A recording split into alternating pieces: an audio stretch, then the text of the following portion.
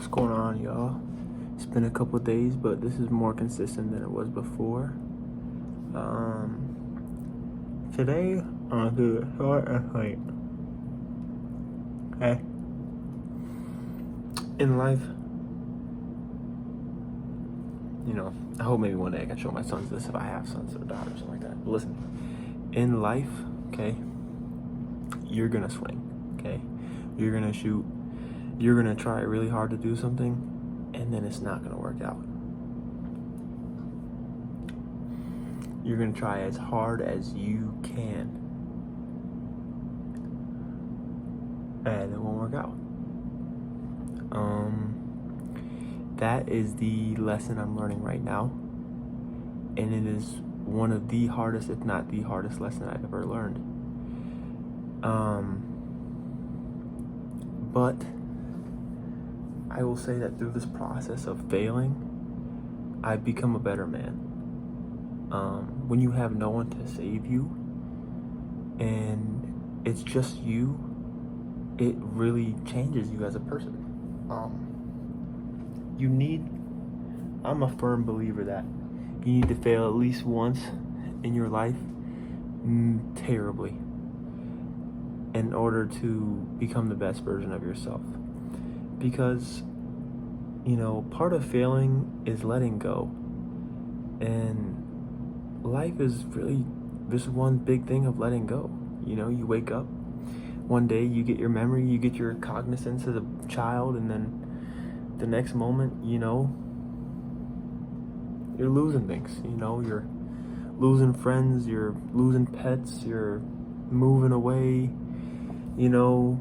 getting a bad grade on a test, your favorite color switches, you gotta let go of all your clothes, like, it's stuff like that, life is really just letting go. And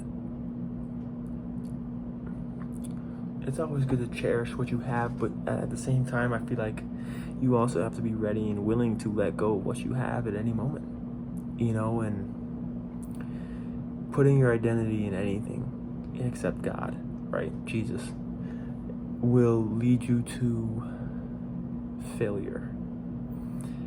And something that I've realized is following God is that even if I follow him with all my heart and I don't end up getting what I want, which is a worldly, secular failure, Jesus is still pushing me towards success in the kingdom of heaven, right? So that is the one thing that's kept me sane, because I've mentioned earlier that I lost basketball and I had knee surgery again before 20, 2 knee surgeries before 20. That's not like, crazy compared to other people, but the work that I was putting in to play basketball, they get it taken away like that because of knees is kind of retarded.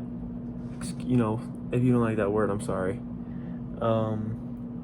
But it's so stupid, it's so stupid, but it's how it goes, And I'm learning that it's not just about basketball. It's not just about my health, There's other things that I need to value, besides the respect that I gained from other people because of where I played basketball, or the team that I had made, or, you know what I'm saying?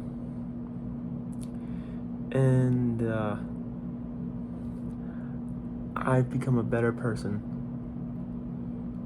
more joyful in life, realizing that the things that really matter to me,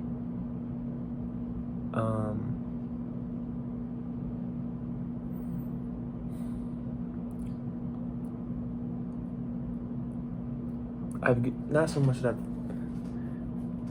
losing things that I care about, of course, are hard, but learning how to let go has been one of the greatest, if not the greatest lesson that I've learned in the last 2 years of college.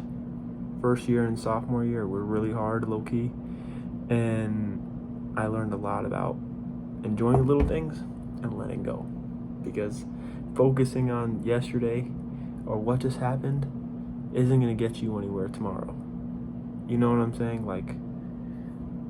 if I had a bad game or I missed a shot or I had a bad practice, like I didn't understand it then, but I understand it now, and that it sucks because it helped me become a better basketball player. But if you stop focusing on what didn't happen and start focusing on what's happening, you're gonna do better. You know what I'm saying? Like, okay, I turned the ball over, or I broke up with my girl, or this girl rejected me, or I failed this test, or whatever. Okay, literally the second that test is over, it doesn't matter anymore. You know what I'm saying? Like, it matters a little bit, right? So like, if it's a test to graduate, you know what I'm saying, you need it to pass, I would hope you would study. But if you don't study, you kind of take your own failure. But at the end of the day, like, it doesn't matter anymore. You failed the test. The test is over. You know what I'm saying? You just got to deal with what's going on now. You know what I'm saying? Failing that test, you know, there's no time machine to go back and re-study for the test or retake the test. There isn't one. There's no time machine I can go back to when I was a kid and pick a different sport. You know what I'm saying? It just doesn't work like that. And letting it go, moving forward, taking the next step, is the most important thing you can do as a person. It's something I'm still working on. A lot of people are still working on. But once you can really get good at that, you just become the best version of yourself, low-key, in my opinion. I think when someone's able to let go, you know what I'm saying, like, to love something and then to be able to let it go because you know that it's going to help you grow, that's the hardest but one of the best things you can do for yourself as a person. I'm not talking about with just girls, like sports or a job or with money or whatever it could be, you know. And it's a hard lesson to learn, but once you learn it, you're good. Like, and for a lot of things, you know, my dad's an example. He lost a lot, but he's a great person, low key. In my, you know, my eyes, my dad's my hero, and he just, you know what I'm saying, he's out here going crazy, and he's lost like more than everybody I know. So it just makes sense to me, you know what I'm saying? Like, a lot of the greatest people failed the most. They let the losses go when they then they succeeded. You know what I'm saying? Some people use this as motivation. That's cool. You can do that too, but you know what I'm saying? Don't do it out of hate. Do it out of like, I know I can do better. You know what I'm saying? Like, if you live your entire life hating yourself and hating your failures, you only focus on your failures. You never focus on what could be. You know what I'm saying? What is. And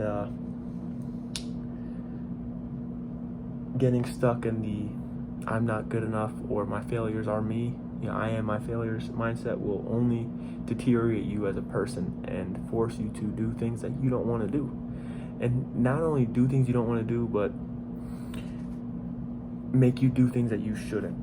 Make you push people away. Make you reach for things that aren't really there. Make you believe things that you shouldn't believe. Make you have ideas in your head about other people, you know, that just aren't true. And, you know, eventually it all come back to bite you. You know what I'm saying? Like, you can only build up so much pressure in yourself. Again, all I'm really trying to say is learn to let go a little bit. You know what I'm saying? Like, relax. It's not that serious. None of it's that serious. Not a single thing is that serious. Like, life and death is someone, unfortunately, like, I've lost some people. I lost someone. And that was hard, you know. And it was a big moment in my life. You know, I wasn't super close with them, but they were a very important figure to be and in my life. And I lost them. And of course I remember them. But letting go of what could have been freed me from depression and, like, you know, with Jesus, of course, but freed me from, like, sitting in bed all day thinking about how my life could have been different. And of course I still suffer sometimes. I still cry. But you have to move on. You know what I'm saying? Lifetime stops for no one. It doesn't just stop because your heart's broken. It doesn't stop because you just lost or watched someone die. It doesn't. The only, like, you know what I'm saying? So Me too. You know what I'm saying? I gotta watch this video back when I'm done. When I get, things get hard. Sometimes I gotta move on. Let go. Be the best you can be, right? Anyways, this was longer than anticipated, but I hope y'all maybe got something from this. I definitely know that it helps me feel better. But yeah, I'll see you guys later.